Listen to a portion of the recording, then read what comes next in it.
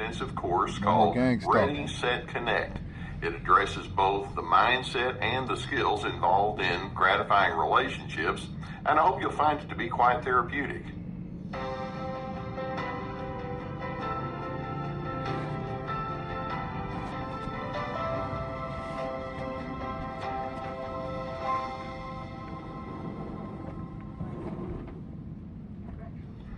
You may be familiar with the term flying monkeys as it relates to the groupies that surround a narcissist, and many times people will ask the question, are the flying monkeys themselves narcissists, or are they just cowards?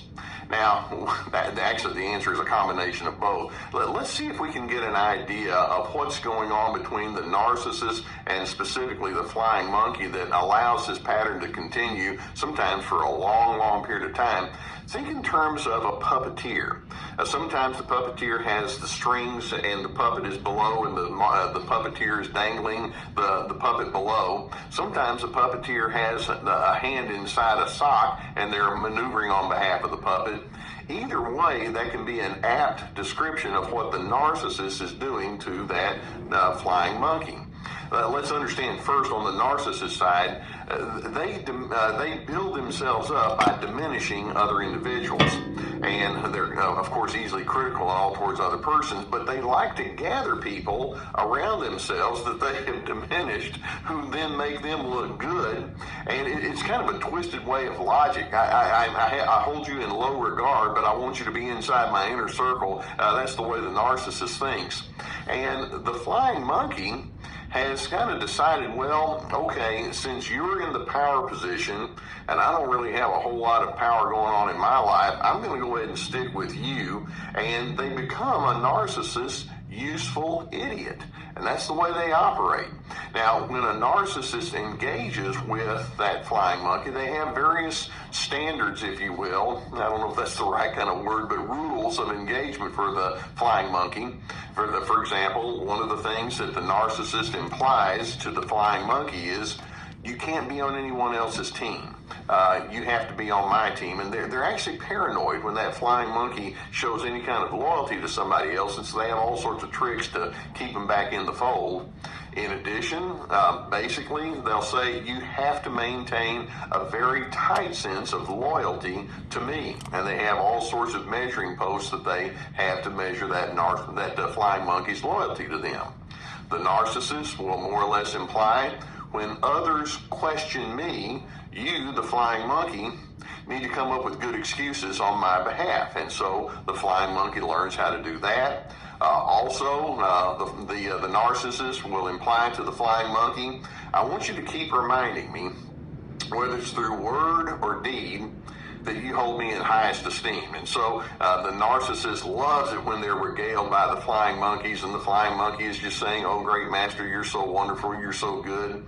And in addition to that, then the narcissist, one of their rules is, you can never, ever, and then let's underscore that, never, ever criticize me or disagree with me. Now, putting yourself in that flying monkey's position, you might ask, why in the world would anyone subject themselves to treatment like that and rules of engagement that seem like that? Because they are indeed in that diminished position. Well, let's recognize there are multiple things going on there.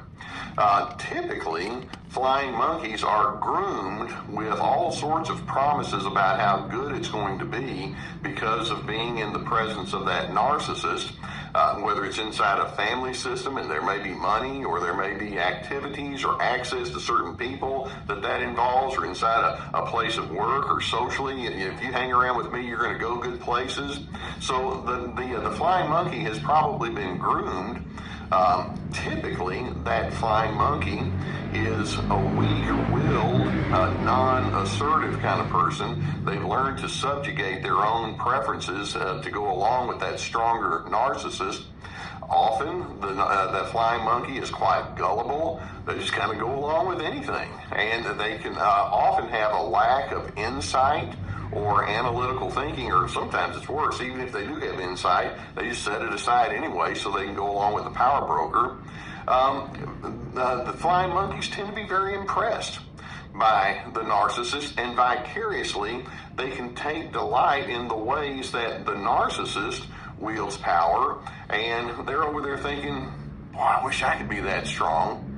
And so you can see that they often understand and know what's going on, and perhaps you can even feel sorry for them because, frankly, they're in a long-term pattern of being brainwashed. Sometimes it's the only thing that they know. But then at some level, you want to think yourself, or say out loud to the flying monkey, why don't you grow up? Open your eyes. Don't you see what's going on? You have this narcissistic person whose life is built upon dominance and control and lack of empathy, manipulation and superiority. And you're going along with that and propping it up. And yet, even if you talk with these people like that, they'll continue to go along with the narcissist's priorities. It's like, no, I'm in. I'm committed to it. They can reject the same people that the narcissist rejects. It's like, well, that's what that narcissist